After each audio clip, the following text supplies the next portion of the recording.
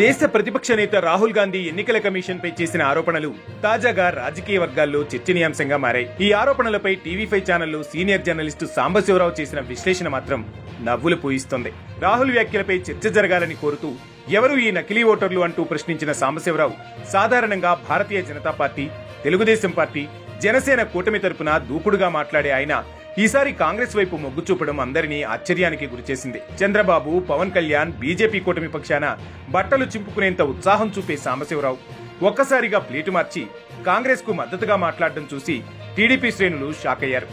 రాజకీయ అర్థాలకు, మీడియాలో లైన్లకు ఈ సడన్ మార్పు కారణమేమిటి అనేది మాత్రం ఇంకా మిస్టరీగానే మిగిలింది. రాజకీయ విశ్లేషకుల మాటల్లో సాంబా గారి స్టాండ్ అంటే కేవలం రాహుల్ గాంధీ వ్యాఖ్యలకు మద్దతా, లేక పెద్ద రాజకీయ గేమ్లో భాగమా అన్న ప్రశ్నలు గాలికత్తుల్లా ఎగురుతున్నాయి.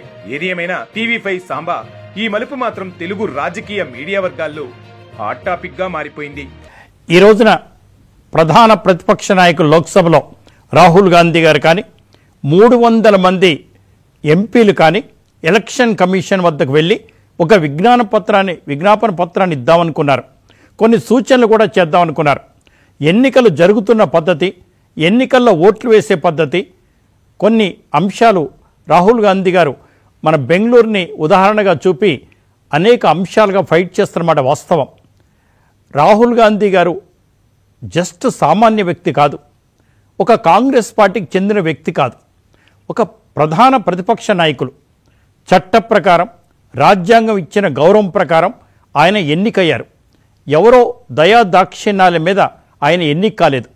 ఆ పార్టీకి 99 సీట్లు వచ్చాయి కాబట్టి, 10% కన్నా ఎక్కువ సీట్లు వచ్చాయి కాబట్టి వారికి ఆ పదవి రాజ్యాంగబద్ధంగా, చట్టబద్ధంగా, న్యాయబద్ధంగా లభించిందే. వారికి కొన్ని డౌట్స్ వచ్చాయి. అవి కూడా జస్ట్ లైక్ డౌట్స్ కాదు. ఎన్నికలైపోయి చాలా సంవత్సరం కాలం దాటిన తర్వాత కొన్ని వాళ్ళు సూచనలు చేశారు. వాళ్ళ పరీక్ష కొన్ని వచ్చాయి. దాంట్లో ముఖ్యమైనది ఒక 5 చెప్పారు ఆయన. ఒకటి డూప్లికేట్ ఓట్స్, అంటే ఒకే వ్యక్తికి 2-3 చోట్ల ఓట్లు ఉండటం. రెండోది అడ్రస్ లేకుండా, అడ్రస్ ఉండదు, ఓటర్లు మాత్రం ఉంటారు. మూడోది ఒకే అడ్రస్లో, అంటే జస్ట్ ఒక సింగిల్ బెడ్రూమ్లో 28, 50, 60, 160 కూడా ఓట్లు ఉంటాయి. నాలుగోది అసలు అడ్రస్సే ఉండదు. అన్ని అడ్రస్ ఉండకుండా ఒకే అడ్రస్లో ఇన్ని ఉంటాయి. మరి ఎవరు వీళ్ళంతా? మరి ఎందుకుంటున్నారు? ఇది చాలా తీవ్రమైన అంశం కూడా. ఒకవేళ ఇదే వాస్తవం అయితే మొత్తం ఎన్నికల కమిషనర్నే మార్చేయాలి, ప్రక్షాళన కూడా చేయాలి. ఒకప్పుడు సుప్రీంకోర్టు చీఫ్ జస్టిస్, ప్రధానమంత్రి, ప్రతిపక్ష నాయకులు ఈ ముగ్గురు కలిసి ఎన్నికల కమిషనర్ని ఎన్నుకునేవాళ్ళు, ప్రధాన కమిషనర్ని. కానీ ఇప్పుడు అది తీసేశారు. అంటే చీఫ్ జస్టిస్ అక్కర్లేదు, క్యాబినెట్ మినిస్టర్ ఉంటే చాలు అని.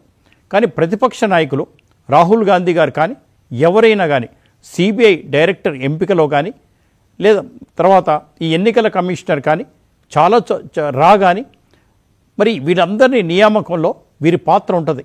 అంటే వీరు ప్రధానమంత్రి తర్వాత చాలా ముఖ్యమైన వ్యక్తి. వీరు కొన్ని సర్కంస్టెన్షియల్ ఎవిడెన్సెస్ ప్రకారం, డాక్యుమెంటరీ ఎవిడెన్స్ ప్రకారం కొన్ని చెప్పారు. అది కరెక్టా కాదా ఎన్నికల కమిషన్ చెప్తే సరిపోతుంది కదా. ఇప్పుడు వాళ్ళు ఏం ప్రూఫ్ చేయాలి? ఇవన్నీ అఫిడవిట్ రూపంలో ఇవ్వమన్నారు. రాహుల్ గాంధీ గారు లెటర్ హెడ్ మీద, కాంగ్రెస్ పార్టీ లెటర్ హెడ్ మీద, లేదా ప్రతిపక్ష నాయకుడి హోదాలో లెటర్ హెడ్ సరిపోదా? ఎన్నికల కమిషన్ అంత గొప్ప కమిషనా? అంటే ప్రమాణ పత్రం ఇవ్వాలి, అఫిడవిట్ ఇవ్వాలి. ఒకవేళ అఫిడవిట్లో పొరపాట్లు ఉంటే తాము తీసుకోబోయే చర్యలకి రెడీగా ఉండాలి అని ఒక ఎన్నికల కమిషనర్ ఒక ప్రధాన ప్రతిపక్ష నాయకుడిని బెదిరిస్తున్నారంటే ఈ ప్రజాస్వామ్యం ఎటుపోతోంది? ఇస్ ద పబ్లిక్ సర్వెంట్స్ వాళ్ళు.